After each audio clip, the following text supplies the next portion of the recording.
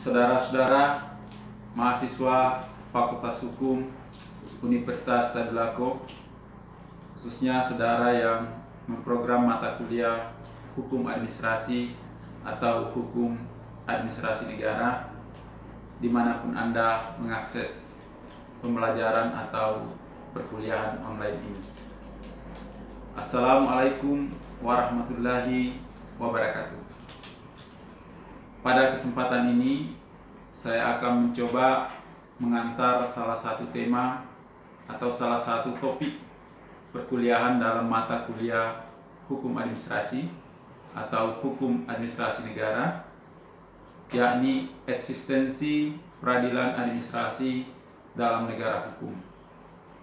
Bagi saudara-saudara yang sedang memprogramkan mata kuliah Hukum dan Praktik Peradilan Tata Usaha Negara, juga dapat menjadikan topik ini sebagai pengantar atau sebagai penyegaran sebelum kita masuk ke hal-hal teknis mengenai peradilan tata usaha negara yang diatur dalam Undang-Undang Nomor 5 Tahun 1986 tentang peradilan tata usaha negara yang telah direvisi dengan Undang-Undang Nomor 9 Tahun 2004 dan kemudian direvisi untuk kedua kalinya dengan Undang-Undang Nomor 51 Tahun 2009 tentang perubahan kedua atas Undang-Undang Nomor 5 Tahun 1986 tentang peradilan tata usaha negara.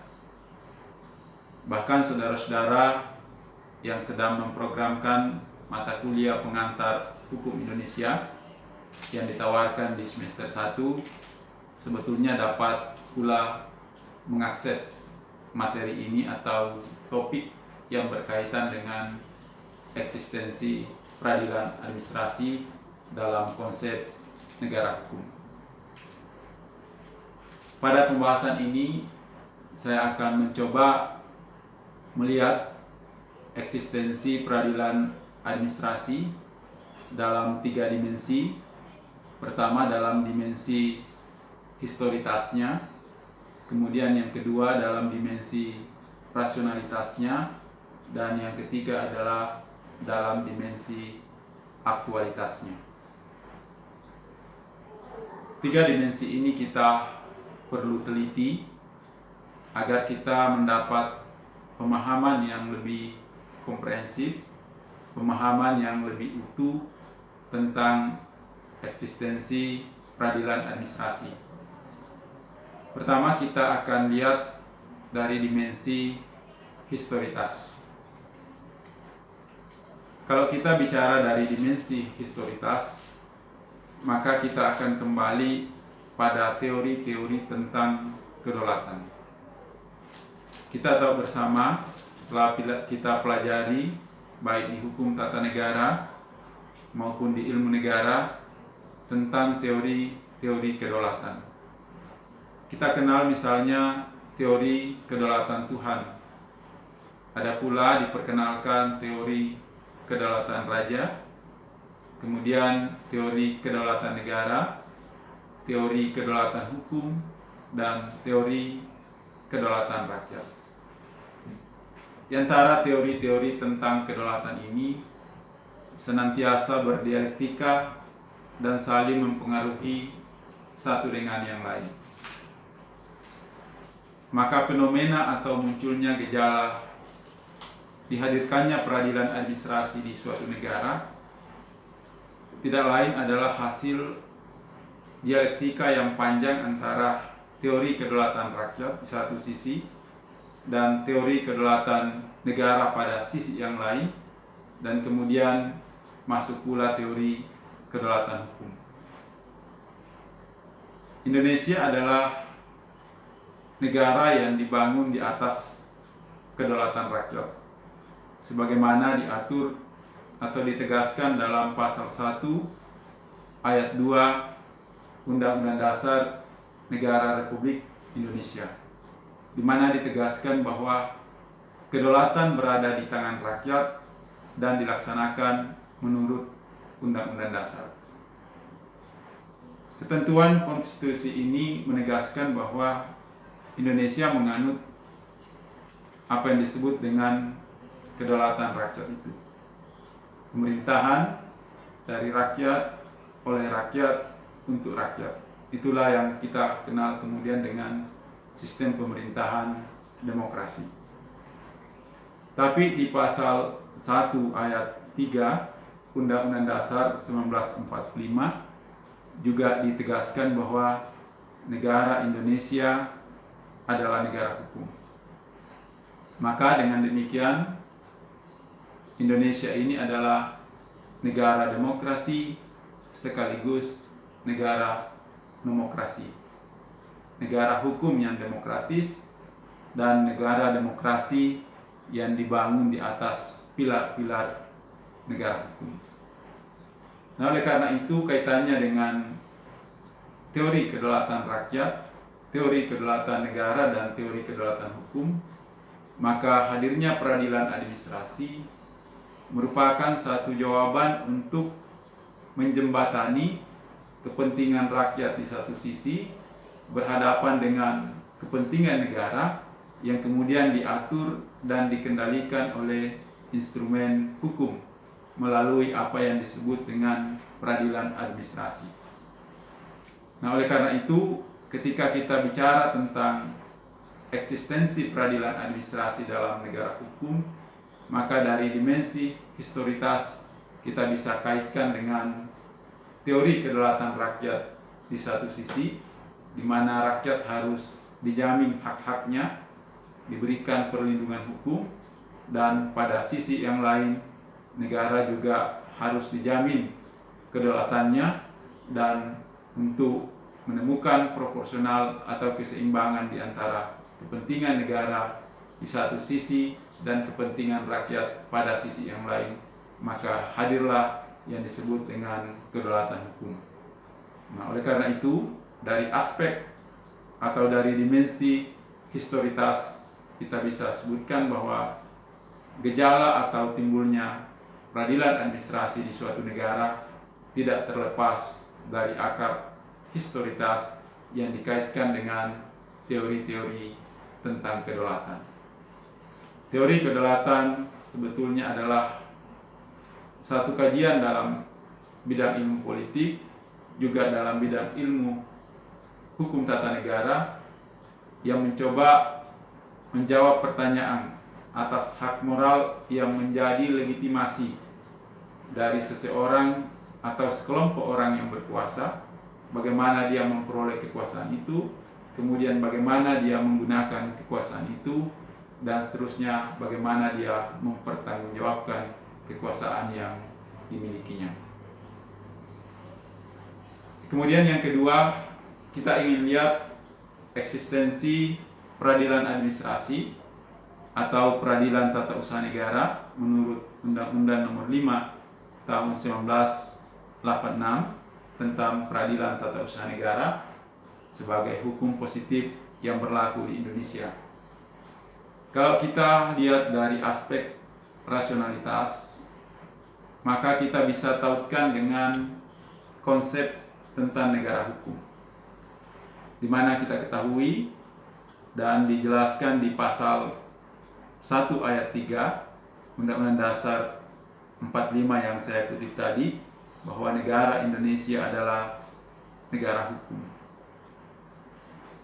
Negara hukum kita bisa lihat ada unsur-unsur yang harus dipenuhi sehingga suatu negara disebut sebagai negara hukum. Pada sistem hukum civil law dikenal istilah yang disebut dengan res start. Sementara pada sistem hukum common law dikenal istilah yang disebut dengan the rule of law. Konsep the rule of law dan konsep res start kemudian diterjemahkan ke dalam bahasa Indonesia sebagai negara hukum, negara berdasarkan hukum. Tetapi konsep res start memiliki unsur atau ciri-ciri yang sebetulnya bisa dibedakan dengan ciri yang melekat pada konsep the rule of law. Oleh karena itu, maka pada kesempatan ini kita harus membuka kembali atau melihat kembali bagaimana unsur-unsur negara hukum dalam konsep Restat dan unsur-unsur negara hukum dalam konsep the rule of law. Restat berkembang dalam sistem hukum civil law dan the rule of law berkembang dalam hukum common law system, di mana kita tahu bersama bahwa sumber hukum utama pada civil law adalah kodifikasi peraturan perundang-undangan, dan sumber hukum utama pada common law system adalah putusan-putusan pengadilan atau jurisprudensi. Kita lihat yang pertama adalah unsur-unsur negara hukum menurut konsep Restat. Konsep ini dikembangkan oleh seorang ahli namanya Frederick Julius Stahl yang menyebutkan ada setidaknya 4 unsur yang harus dipunyai atau dimiliki oleh suatu negara sehingga negara tersebut dikategorikan sebagai negara hukum. Pertama, adanya perlindungan hukum bagi warga negara. Yang kedua, adanya pemisahan kekuasaan, cabang kekuasaan eksekutif, cabang kekuasaan legislatif, dan cabang kekuasaan yudisial. Yang ketiga adalah adanya asas legalitas atau pemerintahan berdasarkan hukum. Kemudian unsur yang keempat adalah adanya peradilan administrasi. Berarti dalam konsep Restat yang dipopulerkan oleh Frederick Julius Stahl, di sini dikemukakan bahwa salah satu unsur dari negara hukum adalah negara tersebut memiliki apa yang disebut dengan peradilan administrasi. Tapi kalau kita bandingkan dengan konsep the rule of law yang dikembangkan oleh Albert van der Sheik, peradilan administrasi tidak ditegaskan atau tidak disebutkan sebagai salah satu unsur negara hukum, atau tidak disebut sebagai syarat dari eksistensi sebuah negara hukum. Kita lihat misalnya Albert van der Sheik hanya menyebutkan adanya 3 unsur atau 3 syarat sebuah negara dikategorikan sebagai negara hukum. Pertama adalah supremacy of law, supremasi hukum. Yang kedua, equality before the law, adanya kesetaraan, kesederajatan di depan hukum bagi setiap warga negara. Dan yang ketiga adalah jaminan perlindungan hak asasi manusia yang diatur di dalam konstitusi. Kalau kita perhatikan secara seksama, dalam konsep the rule of law tidak disebutkannya peradilan administrasi sebagai salah satu syarat negara hukum. Bisa dipahami bahwa di situ disebut syarat atau unsur yang kedua yang disebut dengan equality before the law. Artinya semua orang, semua warga negara memiliki kesamaan, kesetaraan di depan hukum. Tentu dari cara berpikir yang demikian, di mana ketika semua warga negara dianggap memiliki kesamaan, kesetaraan di depan hukum, maka tentu tidak diperlukan peradilan administrasi sebagai peradilan khusus yang menangani sengketa antara rakyat dengan pemerintah. Karena menurut ajaran ini, equality before the law, siapapun yang masuk ke pengadilan, siapapun yang berhadapan dengan hukum, maka baik dia pemerintah, statusnya sebagai pemerintah, sebagai pejabat, ataupun statusnya sebagai warga negara atau rakyat, maka dia dipersamakan secara hukum. Oleh karena itu, menurut konsep ini tidak diperlukan hadirnya sebuah peradilan khusus yang akan menangani sengketa antara pemerintah, pejabat pemerintah, dengan rakyat atau warga negara. Karena proses hukum dan proses peradilan sudah menjamin dan memastikan bahwa tidak ada perlakuan khusus dan tidak ada diskriminasi terhadap warga negara ketika dia berhadapan dengan pejabat atau aparatur pemerintah di dalam proses-proses pengadilan. Tetapi berbeda dengan konsep yang dikenalkan oleh Prestat, bahwa menurut konsep ini, bahwa ketika warga negara berhadapan dengan pejabat pemerintah, maka dibutuhkan satu peradilan khusus yang akan menangani sengketa tersebut. Inilah kemudian yang kita kenal cikal bakal lahirnya peradilan administrasi di negara-negara yang menganut civil law system sesuai dengan konsep Prestat yang diperkenalkan oleh Frederick Julius Stahl itu. Maka dari sisi rasionalitas kita bisa jelaskan bahwa eksistensi atau keberadaan peradilan administrasi yang di Indonesia kemudian kita kenal dengan peradilan tata usaha negara tidak lain adalah sebagai salah satu pemenuhan dari syarat-syarat atau unsur-unsur negara hukum sebagaimana disyaratkan dalam konsep Prestat yang diperkenalkan oleh Frederick Julius Stahl, yakni adanya peradilan administrasi selain adanya perlindungan hukum, pemisahan kekuasaan dan asas legalitas atau pemerintahan yang berdasarkan pada hukum. Kemudian kita masuk dari dimensi aktualitas. Ketika kita bicara peradilan administrasi atau peradilan tata usaha dari dimensi aktualitas, maka kita bisa kaitkan bahwa keberadaan peradilan administrasi ini merupakan sarana perlindungan hukum bagi rakyat. Kita kenal dalam konsep-konsep atau teori-teori tentang perlindungan hukum bagi rakyat disebut ada perlindungan hukum bagi rakyat yang bersifat preventif dan ada perlindungan hukum bagi rakyat yang bersifat represif.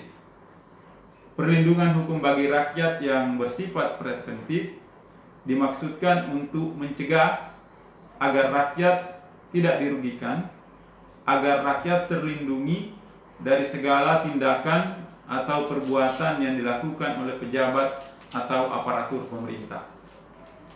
Maka cara untuk melakukan perlindungan secara preventif itu biasanya dilakukan melalui mekanisme yang disebut dengan peran serta masyarakat, biasa pula disebut dengan pelibatan atau partisipasi masyarakat dalam kegiatan-kegiatan pemerintahan, di mana kegiatan-kegiatan atau aktivitas pemerintahan itu bisa berdampak terhadap rakyat.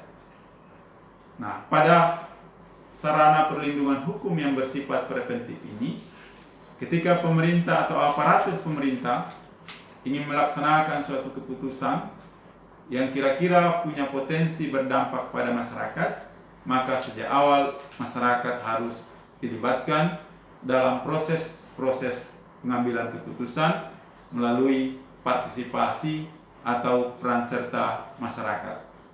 Maka pada konteks ini pula pemerintah harus terbuka, pemerintah harus transparan, supaya aktivitas atau kegiatan-kegiatan yang dilakukan oleh pemerintah dapat diketahui, dapat dipantau oleh masyarakat, oleh rakyat, sehingga dengan demikian ketika rakyat merasa hak-haknya akan terganggu ketika suatu tindakan, ketika suatu keputusan dikeluarkan oleh pemerintah, maka rakyat atau warga negara dapat melakukan compliance sejak awal agar mereka terlibat dan dilibatkan dalam proses-proses pengambilan keputusan pemerintah.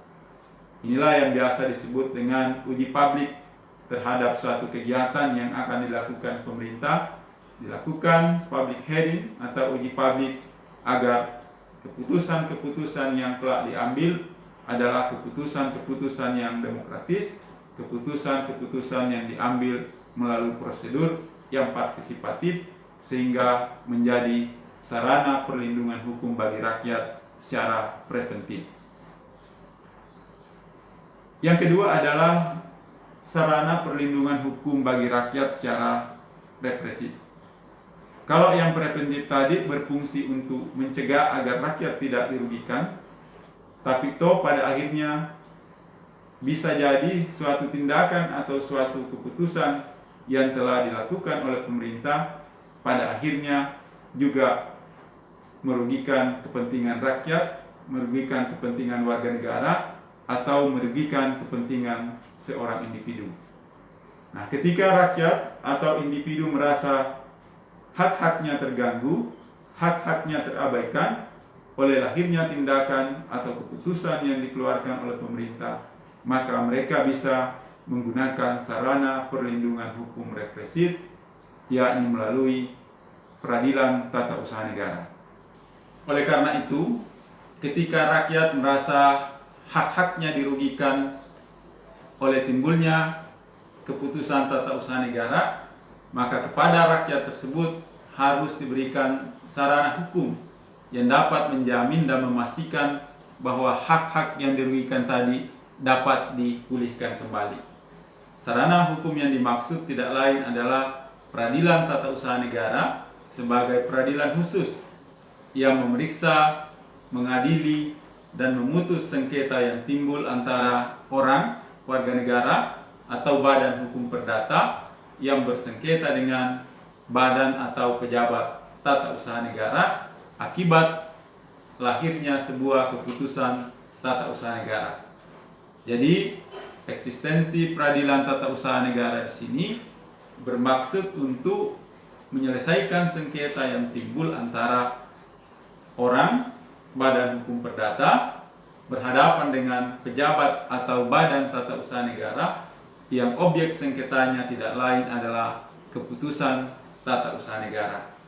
Oleh karena itu, kehadiran atau eksistensi peradilan tata usaha negara disebut sebagai sarana perlindungan hukum bagi rakyat secara represif karena sifatnya memulihkan atau mengembalikan apa yang menjadi kerugian rakyat akibat keputusan yang dikeluarkan oleh badan atau pejabat tata usaha negara. Pada kesempatan lain, insya Allah kita akan bahas secara lebih teknis terkait dengan sistem peradilan tata usaha negara, baik berdasarkan Undang-Undang Nomor 5 Tahun 1986 tentang peradilan tata usaha negara dan perubahannya, maupun undang-undang lain yang saat ini hadir dan memberikan perluasan kewenangan terhadap peradilan tata usaha negara, seperti akhirnya Undang-Undang Nomor 30 Tahun 2014 tentang administrasi pemerintahan, lahirnya Undang-Undang Keterbukaan Informasi Publik, Undang-Undang Pemilihan Umum, dan Undang-Undang Pemilihan Gubernur, Wakil Gubernur, Bupati dan Wakil Bupati, serta wali kota dan wakil wali kota. Semua undang-undang tersebut memberikan perluasan kewenangan terhadap peradilan administrasi atau peradilan tata usaha negara. Sebelum saya akhiri kuliah ini, saya ingin mengingatkan kembali 3 hal yang menjadi dimensi dari eksistensi peradilan administrasi atau peradilan tata usaha negara. Yang pertama, di awal tadi kita sudah menjelaskan atau membahas dimensi historitas. Dimensi historitas berkaitan dengan teori-teori tentang kedaulatan. Hadirnya peradilan administrasi di suatu negara berkaitan dengan teori kedaulatan rakyat di satu sisi, dan pada sisi yang lain adalah teori kedaulatan negara yang kemudian diseimbangkan dengan hadirnya teori kedaulatan hukum. Yang kedua, dari dimensi rasionalitas.